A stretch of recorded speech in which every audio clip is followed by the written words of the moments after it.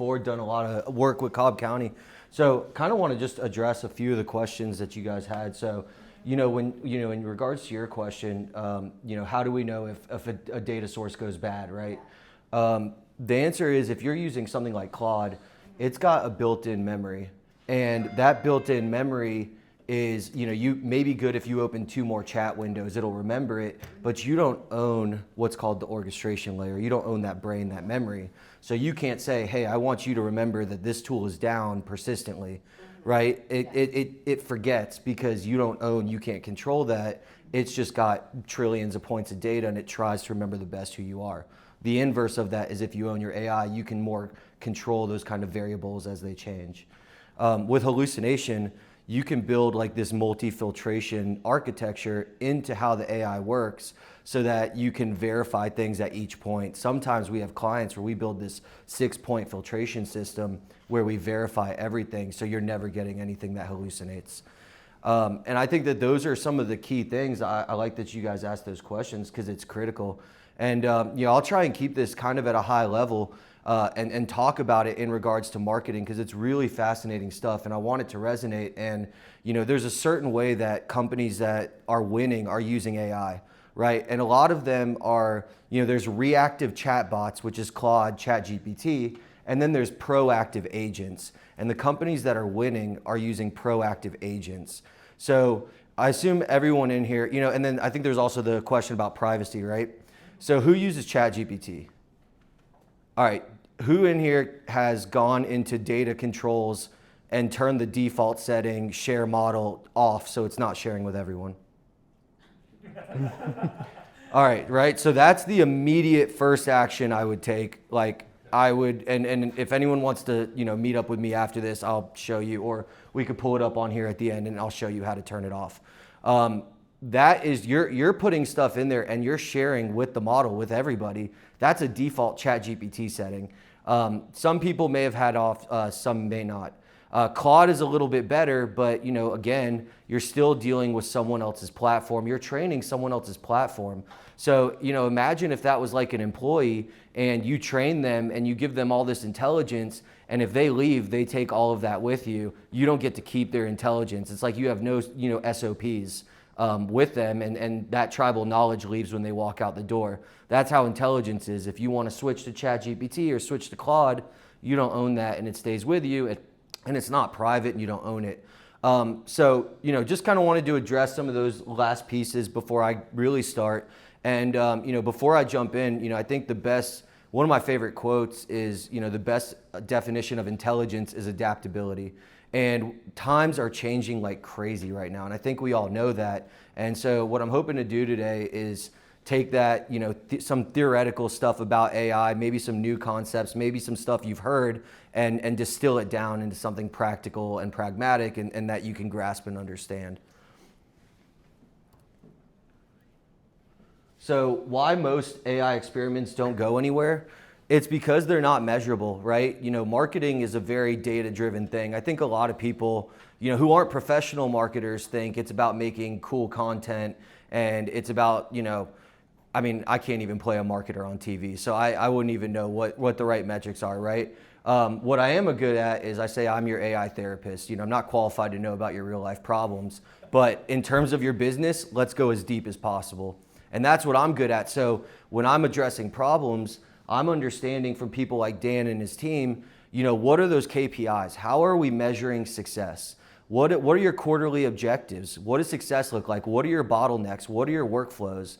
And really going deep and figuring it out like that. And I think that's, there's kind of this 3-step process to implementing AI the right way. Step 1, and most people start with step 3, which is AI. Step 1 is KPIs. How are we measuring this thing? What does success look like? Because if you're not measuring it, then it's a science experiment. It's not a business strategy. Step 2 is what are the data tools, systems you already have? Are they automated together? A lot of people, you may hear AI and automation. They're not the same thing. Automation is not AI. Automation is just the connecting of systems. That is not AI, that is not agentic, but it is a prerequisite to it. So that's step 2 is what systems are you using? How do they talk to each other? Where does your data live? right? Because that also helps hallucinations. And as that data changes, are you managing that? So understanding that is critical. And once you understand how to measure it and what the tools in the toolbox are that already exist, then you can figure out the right AI strategy. Because there's no one size fits all, right? In jest, Dan was up here talking about Copilot. And the problem with Copilot is a lot of these brands will pay tens to hundreds of thousands of dollars for Copilot. Maybe 10% of the company uses it, and they're probably only using it to write better emails, right? Like that is one size fits all, top down AI. We don't like that. What we do like is understanding how to measure a workflow, who are the stakeholders of that workflow, what are the tools being used in that workflow, and how do we save time? How do we make more money? How do we measure that, right? If we're saving time, what are we able to do with that time, right? In a marketing sense, right, when I talk to businesses, you kind of have like what we call measured ROI, which is time savings. So maybe we're saving 4 hours a day or 20 hours a week. Great, what does that mean? That W-2 can sit at their desk and scroll on Amazon all day? So that's a good ROI point because it's measured, but the modeled ROI is what kind of new marketing strategies can we launch with that time saved? How can we invest into R&D? How can we be more proactive than reactive with clients? How can we set up new lead funnels to activate a dormant customer list? These are the kinds of things that we want to figure out. Step 2 is, all right, we're saving time. Now, how do we use AI to produce a higher ROI with that time saved? And these are the kinds of things, and companies aren't thinking like that. They're thinking about, oh, ChatGPT just put out a new model, or there's a new image model, or I can make this image a video now, and just experimenting with different things. And they're not really thinking about how does this pragmatically move my business forward. They're, again, to use my analogy earlier, they're thinking science experiment, not business strategy. Why is this moment different? It's interesting. The chief product officer, really intelligent person. She was talking about. She's the chief product officer. I think it was Stripe. She was the chief product officer at. And one of the lines that she said that I feel it personally, but she conceptualized it, is that the calculus on build versus buy is changing. So previously, only enterprises could own their own AI infrastructure. Now, mid-market companies have the same ability. And not only can they get it quickly and get it securely, but they can get it cost efficiently. So the build versus buy calculus is changing, right? And I'm not saying, replace, let me think of my marketing toolbox in my head, like Metricool or like Brand24 or Sprout. Those are the hands. Those are important, and they've invested millions, if not billions of dollars. You don't want to replace the hands. But what you do want to own is the brain that controls the hands, right? And I want the brain that if you use the AI inside of HubSpot or the AI inside of Go High Level or the AI inside of you name it, marketing tool or sales tool, those built-in AI tools just make those better hands. But your AI in HubSpot isn't going to be able to talk to your AI in Sprout Social. But if you have a brain, then the brain can interoperably talk to all of them. And that cross-pollination of data is what makes your brain smarter and stronger over time. It's what reduces hallucinations. It's what keeps track of what's relevant, what's not, and weights relevant stuff and keeps it private and ownable. And so the first time in software, a smaller size business has the opportunity to own their infrastructure. And that's why this is a different moment. There's free models, but you can't use a free model. So there's AI models. So everyone's familiar with ChatGPT and Claude. Those are LLMs, frontier models. There are free versions of those that exist, but you can't use them unless you have enough data, right? Because they're not trained on the trillions of data points that Claude and ChatGPT are. They just have the same kind of way of understanding and packaging the data. So if you're talking to ChatGPT, so for example, I have a CMO AI agent. His name's Atlas. Its name is Atlas. And every 6 hours, it takes that conversational history, and it's in my Slack. So my whole team, I have 4 agents. I've got Multi, who's like my CEO. He's my guy. I've got Mo, who's our CRO. I've got Atlas, who's our CMO, and I've got Marlon, who's our project manager. All of them connected to different tools, all of them connected to Slack. My whole team talks to them. We are off ChatGPT now. Everyone on my team, like Austin, has a Slack channel that's Austin-bots, and he has access to all 4 bots, and that replaces ChatGPT. Every 6 hours, all that conversational history is saved into our brain, into our knowledge base. All of the data flowing in from all the 40 softwares we have in our company all flows into the brains. And that is helping us get to a point where we can eventually replace Claude or ChatGPT, which you pay for those. So you guys know about AI tokens and how that works at a high level? Anytime you ask something, it essentially costs tokens, and tokens cost money.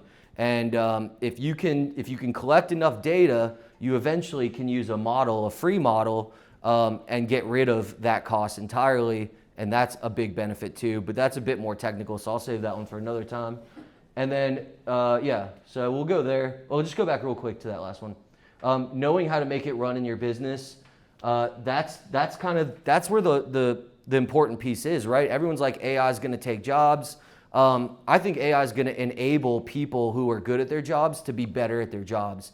Because what AI doesn't do is the last mile, right? AI does everything, but AI needs someone to guide it, like Dan said. But it's gonna get better at figuring out what to do, but humans can get better at guiding it. So where humans will thrive is in the last mile of taking the technology and making it applicable. And if you are an adaptable person who understands your job role and what those KPIs are, how to measure it, that last mile can be infinite. And to summarize that, the companies who win will not be the ones who have the best AI models. They'll be the ones who know how to effectively make that last mile infinite. They will be the ones that know how to measure AI and roll it and hit the hammer in the right place. This is something I don't know why I threw this in here, but I think it's a fun concept. Who's heard of vibe coding? Okay. Okay, so vibe coding is fascinating. So actually there's a study that came out in February, and that there's 8 billion people in the world. Like 2.5% of the people use free AI. 0.5% of the people use paid AI. Only 0.04% of the people know that you can use AI to code. So like this website, this whole thing is actually not a PowerPoint. It's a link that I had Atlas make last night, and I'll tell you how I made it. But vibe coding is when you can talk to a tool like ChatGPT and it actually pushes out software, websites, mobile apps, different things like that. And for me, I've been a tech entrepreneur. I got my first tech company funded out of my dorm room in KSU in 2016. And I've never known how to write code. I've never been technical. I've just been really passionate about tech and thankful to have built really good teams. This put the power of writing code in my hands because it removed the barrier of knowing how to write code. I can talk to it in English and it can output a website or an app. That's vibe coding. And this is not a term I'm making up, although it sounds like it might be. The next iteration of that is, I did make this term up, chat coding. So vibe coding put the power in my hands. Chat coding let me write software from the golf course. I can now text Atlas, or for example, how I made the site, that's why I put it in here. I wasn't golfing, but I said, pull social media analytics, pull transcripts of my meetings that had high buy intent and buy signals and that move things down the CRM, take all those patterns and insights and create a presentation geared towards marketing folks that I can present at the Cobb Chamber marketing folks meeting. And it did that. So this whole presentation was built by my AI agent that I was talking to through Slack. I didn't even have to sit at a computer and write code. I just texted my agent on Slack exactly what I just told you, and it built this site. And that's chat coding, is you can talk to these agents. And yeah, all right, so you can keep going.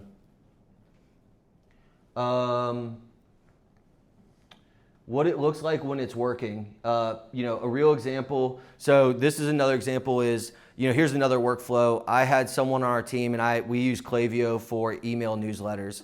And I asked them, hey, after these newsletters, we have this campaign. It's kind of no audience segmentation. It's just a general campaign. It's a 10 series edition, and we're just rolling it out. It's like a day in the life or a new lesson, kind of from my POV. And I texted the person running that campaign, and I said, hey, I'm having all these new sales meetings every week. Are you adding those new contacts into the contact list? And I thought, well, it's 12:45 a.m., so maybe I'll text my agent that instead of my human. So I texted them both. And and my agent actually said, okay, let me look. It looked at Klaviyo because I gave it access.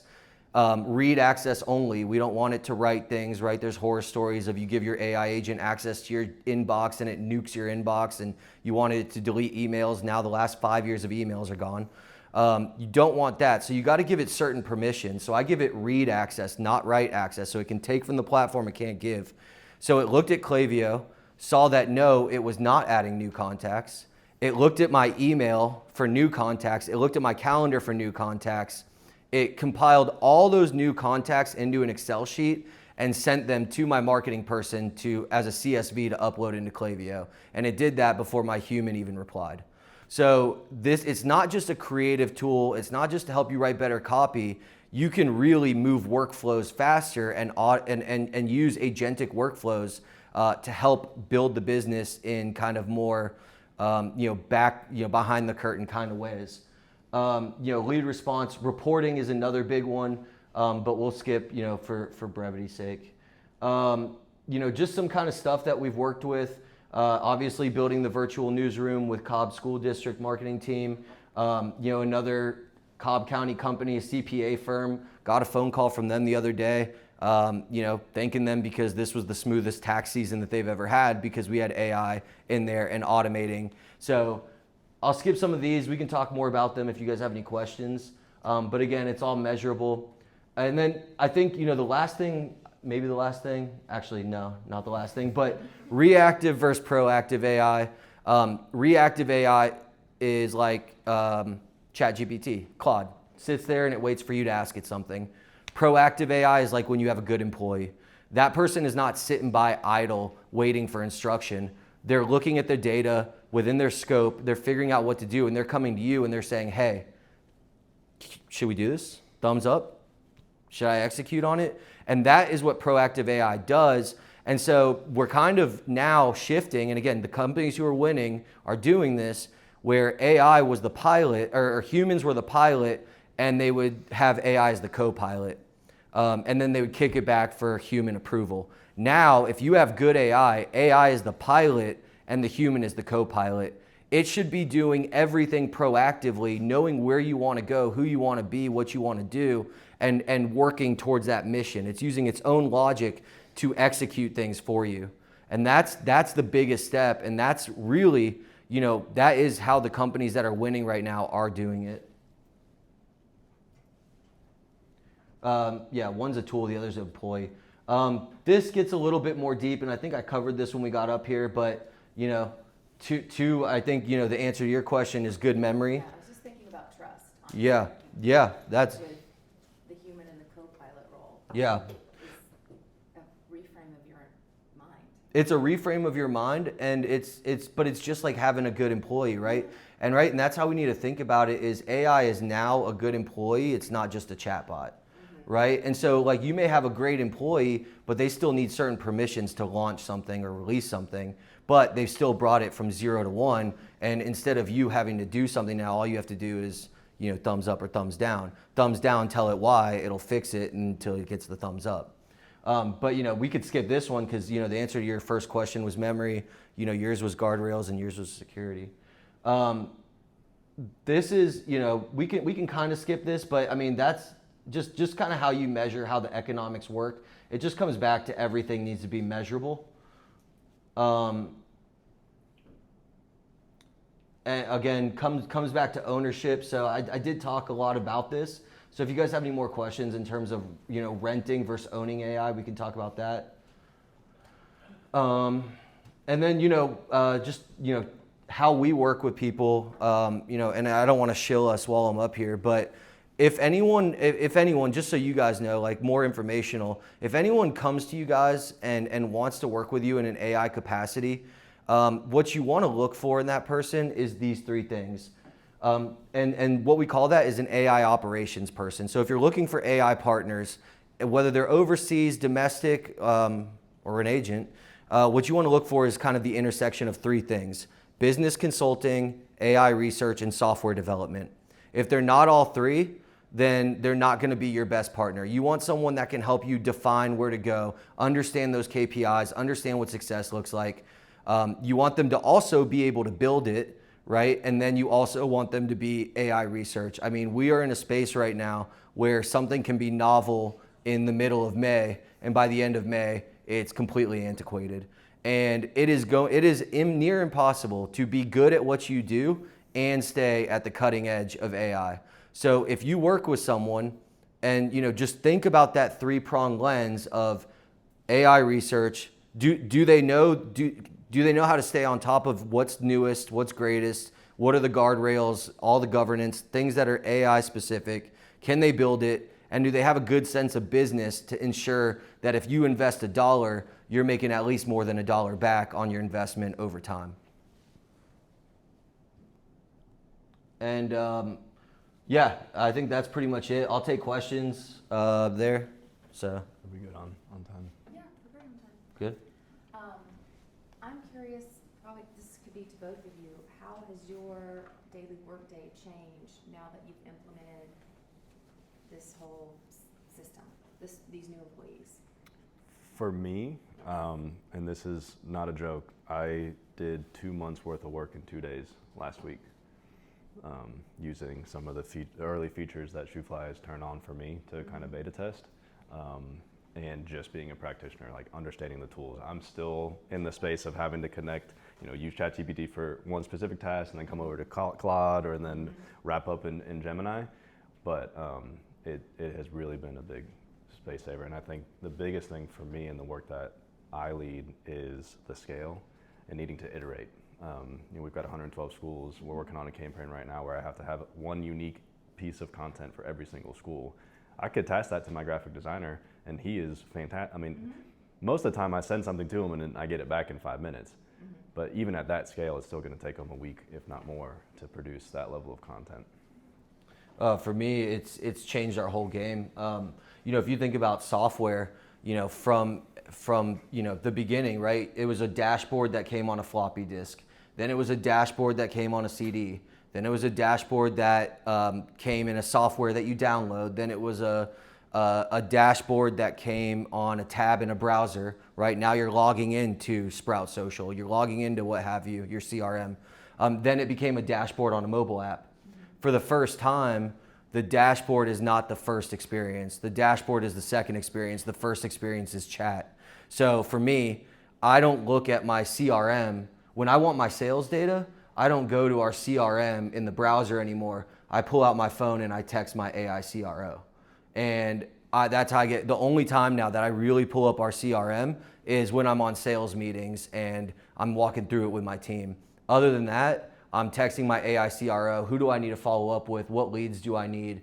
Help me think of a strategy, whatever it is.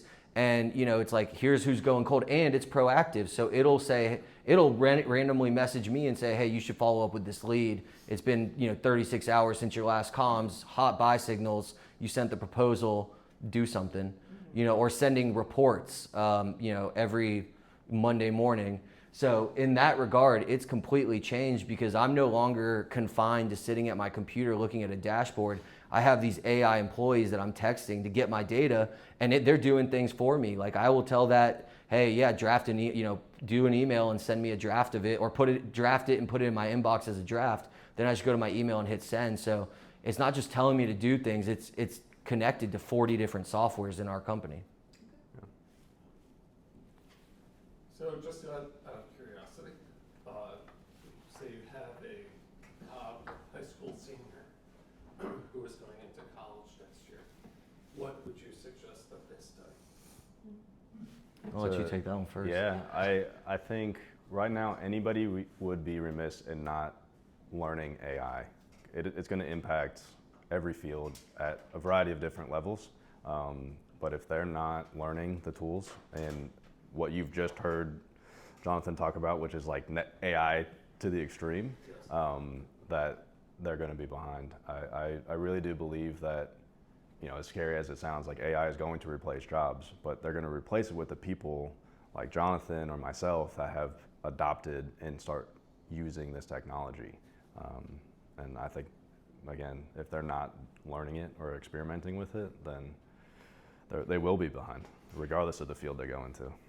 Yeah, I agree. I second that, and I think that you know, and what I assume a lot of people in this room have is taste is going to matter more than ever. You know, knowing what will work, knowing how to measure a business, how to run a business. Like I said, no matter how good AI gets, that last mile is going to be infinite if you know how to operate within that last mile. And so knowing how to, you know, it's kind of like I said, AI will be the pilot, human's going to be the co-pilot moving forward. You still need a human to build the plane in this analogy, right? So like AI still needs the human input, right? My AI can't be the pilot if it doesn't know the destination that we're trying to go. So being able to be a tastemaker and understand how business works and operate within that last mile is going to be important. And there's new jobs that we don't know, right? Like 30 years ago, there was no Shopify expert, right? There was no, like, you name anything digital, right? There was no digital marketer. So, you know, I truly believe, you know, that there's duality and where one door closes, another will open, and humans being resilient, we'll figure out a way to evolve and innovate. But again, you know, and that's why I started the presentation with the best definition of intelligence is adaptability. And to pragmatically make that, it's understand that it's understanding what the tools are and operating those tools in the last mile. And the last mile is the delta between tools and driving real value in the real world. So I do public relations and media relations, and it's interesting how the media industry and journalism specifically hates AI. Mm-hmm. So I have to be very careful if I use AI tools, how I share it with reporters Sure. and journalists, and also a lot of the email systems for media outlets are set up to screen out AI things. Mm-hmm. So if something is written in AI, it goes to their spam filter. Yeah. So you can craft something that's absolutely beautiful, Yeah. but it will never reach a reporter Yeah. if you use certain tools. Yeah. And also, one of the things I found is that things written with AI sometimes are flat and they Mhm. don't really have heart. Yeah. And reporters have a sixth sense, and they can really judge things very quickly. So if it's not written with heart, and if they don't think that there's a human behind it, they set it aside for later.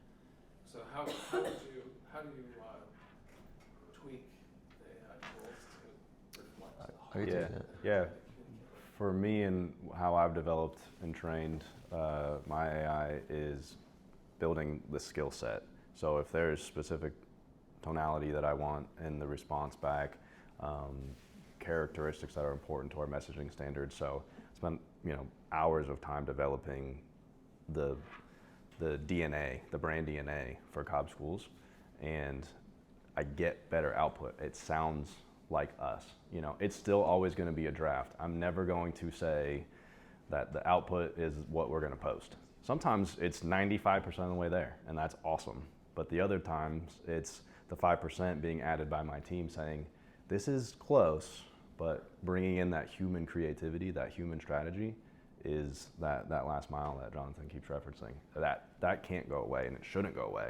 We just should be able to execute faster on some of those tasks that eat our time. And I would add on to, I mean, that's exactly right. Is, you know, that problem is a AI top-down problem because the AI doesn't know you. So it's writing the same kind of what's called, you know, pejoratively in this industry, AI slop emails.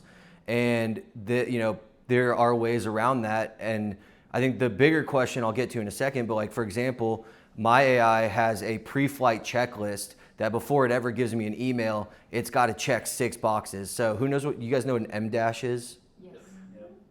Just always put no M dashes.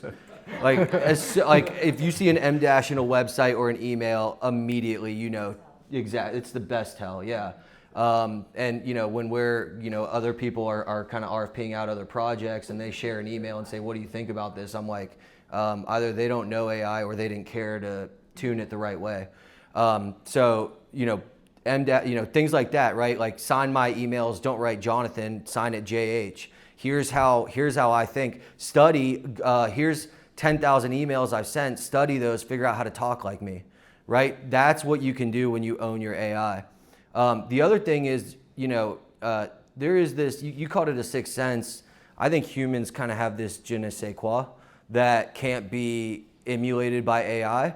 And I work in the music industry too with some people like major labels, and these guys, same kind of thing, right? I think anything creatively is like AI, but there's the backside of it, right? Don't use AI for the creative part. Use AI to get more research, pull analytics, right? There's ways you can use AI that help you be a better human and don't try and augment the human piece. It helps you do parts of your process where the human piece can be infinitely more valuable. I was gonna say, I joined in February and I worked for 15 years and then was home with my kids and now I'm back, right? So the world, we didn't have iPhones when I started, then I was working on websites and then I went home and came back and now AI is part of it. I think the coolest thing for me has been that I was so trained through education and previous jobs to do work and do it really well that you never really had time to be a student. And now I feel like every day I'm going in and I get to be the researcher, I get to be the student, I get to learn more about a subject and then feed it to the AI to help me bring that back to what we're working on. Like, it used to be like, I need to show up perfect in the story. Right. Now I get to dig a little deeper, so honestly the next thing I create might be perfect, but my brain gets to study more. No, and that ties in perfectly, right? Measured ROI and modeled ROI. Measured ROI is you're saving time. Modeled ROI is you get to be a student again for the first time in your career, right? Like that's an intangible ROI, but we're also talking about a person, not a business. And that's the kind of impact that AI can have is, so many times you get caught up being the main character in a movie, you never get to sit back and watch the movie. And what better time to be able to do that when AI is automating, I mean, you're not an NPC, but like, you can really, yeah. I mean, that's awesome. That was a great example. And it's not a question, I just want to add to the conversation. I know you Yeah. said that you're pitching to reporters. As a former journalist, there are roles that AI can't fill, and that's connection and networking. So if you're continuing to make those connections with the reporters, regardless of how it's written, if they trust you and trust your pitches, they'll accept it. And that's a role that AI can't play. But like you said, everything else it can do. What's the temperature on Gary Vee in here? Love them. There's, I- Ellen loves them. Okay, I imagine maybe it's split, but one of the things he says to tie in exactly to your point is extreme AI is going to create extreme analog. So we are about to be back in person unlike we've ever seen before. I mean, we've seen it before, probably in like the 90s, but like it's going to be back, or like, it's back, like because of what you said, right? AI deliverability rates on cold email is going down. Everybody is posting the same LinkedIn formatted articles.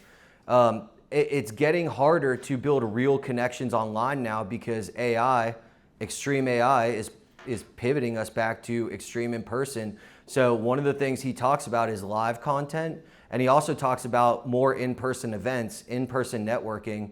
So again, it's not all doom and gloom with the future of AI. There's a lot of opportunity, and maybe it just might bring us back in person in a healthy way. I'm sure you heard about the professor at Cornell who was so tired of students using AI to complete their exams that she bought 12 typewriters. So There you go. now if you want to get a passing grade in her class, you have to use a manual typewriter Yeah. Yeah. for every quiz. Yeah. Oh, that's interesting. Yeah. Interesting approach. Yeah. So you brought up a good point as well with email deliverability, with Yeah. AI tools being able to create a lot of stuff. A lot of coding is being done on AI right now. I'm a proponent of understanding HTML and CSS to the point of being able to go in and check it. But to that point, a lot of every single inbox, every single platform is going to have its own rules for Yeah. stopping emails coming in. How do you build out your agents? How do you build out your AI platform to make sure that your deliverability is getting high and helping them understand if half your audience is Yahoo, the other half is Hotmail, the other half is Google? How are you teaching them? How are they, as the AI agents, going in and making sure that they're tailoring these emails to have the best code breakdown, to have the best tags, whether it's inline, whether it's CSS, to make sure that things aren't getting caught as spam? How's your deliverability rate right now? Well, it's pretty good. Yeah. So we would work off the data of how you're doing it and just use that as the intelligence, right? Like stay on top of what the newest and the world of tech and the kind of blockers and stuff that are being made. But we would just pull in your data and emulate how you talk and how you get around them. I mean, it's a great question, but that's it. Like bad data in, bad data out. Again, the problem with these top-down AI tools is everyone's sending the same emails with M dashes that are getting blocked. But if I can write, if my AI can write an email that sounds exactly like me and send it and knows what the state of the art is for like spammy email detection, that's what it is. And so we just train off what works and we optimize against what's changing or what doesn't. Because I like the trend right now that's going on where a lot of the cold emails have been changed into, hey, this is Dave. I made a mistake on last week's thing, so the sale's 50%, so just don't tell anybody else, but like Mhm. code. I like that aspect and that trend that's been going on. Yeah. It's been that personalized. Of course, in my mind, like I know that Dave didn't sit down and write this email. I know that there was an AI agent that built But it it's out. different. Right, and so Yeah. and that's my thing is like I love how some people are doing that well, the others are having the M dashes, and it's very very cold, very calloused, whatever. And so that's kind of as I'm building out my agents. Dan's been helping me build my own GPT models for our specific sender to make sure that our code breaks down in a way that renders properly. The sanitation process actually doesn't kick out a bunch of our code, and he's helped me understand a little bit of how to, hey, this is the tone we need to have, this is that. But again, the main issue I've been having is it doesn't work for every single one. Apple kicks it out, and Google that gets a good delivery. So then what you also do is, what do you use to send your emails?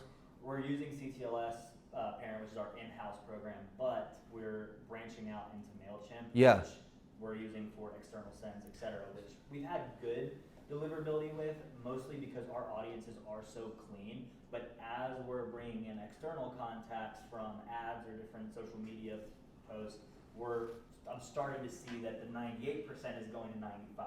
Sure. And even though that's a small change in margin, I already see that as the more external contacts that come in, the more barriers we're going to start hitting, the more lists Yeah. we're going to start hitting. So, all you can do is optimize against that, right? So train it on your messaging, what you do right, understand, from a macro sense what's changing, and then, connect in MailChimp and pull those deliverability rates in, cross-reference that with the messages you're sending, and the AI can do that faster than 100 humans could. And so optimize your emails, based on that. Like you can pull in all the data to figure out where the leak is. Yeah. And I think that's what the critical part is. And are you guys using custom GPTs? Is that right? So, back to the owning your AI, and I think that's great and it's cutting edge. But if you wanted to connect that custom GPT to an agent, you can't. Yeah. And when you want to connect OpenAI to an agent, you now have to retrain it 100%. So like you can't take that over. It doesn't think the same way. So that's kind of the urgency here is the more you're using these top-down $20 a month, $200 a month AI tools, the more they're learning about you. But that's their moat. Yeah. They're not going to let you take that with you. Yeah. Okay, cool. That's awesome. I didn't know that. Yeah. I appreciate that. Yeah. We can keep going. I don't know. We might get kicked out of the room, but I was we gonna say, like how long if was there's the if there's an appetite for more Yeah. conversation, I'm happy to. So we're seeing, all these news stories about data centers being, opposed by, people that live next to them, and Yeah.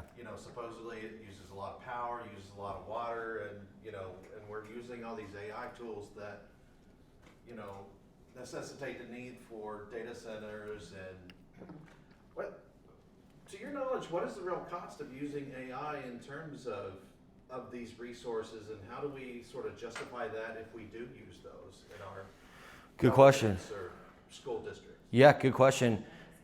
Yeah, it comes down to understanding what you're using it for, right? Like I wouldn't roll it out at, like you saw the progression of how we worked with Cobb County School District, right? It was extremely small, a little fun, it's something built off something that already works, right? Kids write letters to Santa. Of course, they're going to want to do a two-way phone call with them, right? And then you go bigger and bigger. So you don't want to, and you want to measure each thing. So imagine that Santa thing is one workflow. And then the other thing with the social media analysis is another workflow. And then you have the board set, the accreditation thing, another workflow. And then you have, now we're building the virtual newsroom, which is like a lot of workflows. But every workflow needs to be measured with ROI. And all those workflows, by the way, like in terms of compute, are not, they're not a lot of money. So you got to just make sure you measure everything. You got to make sure that if you're going to roll out AI, you know what your costs are, you know what your usage cost is, and you know what your goal is, and then you just factor it against that, right? Like I can't speak on behalf of the macro of the data centers and what is NVIDIA doing and all of that, and what are the water resources. But at an individual business level, if like it just takes setting up the right measurables and working it against that, just like a human hire would be. If I hire this person and that's their output for $70,000 a year, am I ROI positive or ROI negative? Does that answer your question? I think like a little bit of intention too, right? You can burn through tokens very quickly if you don't have a strategic partner like we have the opportunity to work with. You can spend thousands of dollars in a day if you don't have the right systems built. So that goes to that point of like those data farms, because people aren't building the right infrastructure around their usage. So because we've got Shoofly, he's been able to their team's been able to make sure that we stay under a cap, and we'll be notified if we start getting closer to burning tokens versus using them effectively. Well, I'm just, maybe this is like a big level question, but I mean, like if you're doing 2 months of work in 2 days, you are saving time, you are saving, staff hires and stuff, but like, is that increasing the cost of my Georgia Power because you're using so much power? I don't know the cost of that power, and I don't know if that question has been answered, if it can be answered. I'll tell you from my personal perspective, I bought a Mac Mini to run. So my 4 AI agents that our whole company runs off of live on a dedicated CPU. They live on a Mac Mini that sits on my desk. And we've been running them for 3 months. Our whole company uses them. The bill is less than, it depends how crazy I am that month, but because I use them the most. But I mean, the bill for our API tokens is the most costly part. My electricity bill at my house where my office is has not changed. And I'm running 4 agents that my whole team of people are talking to all day. They're building websites, they're doing research, they're pulling data from tools. I am hard pressed to find someone that uses more AI than me, and it's not changing my electric bill.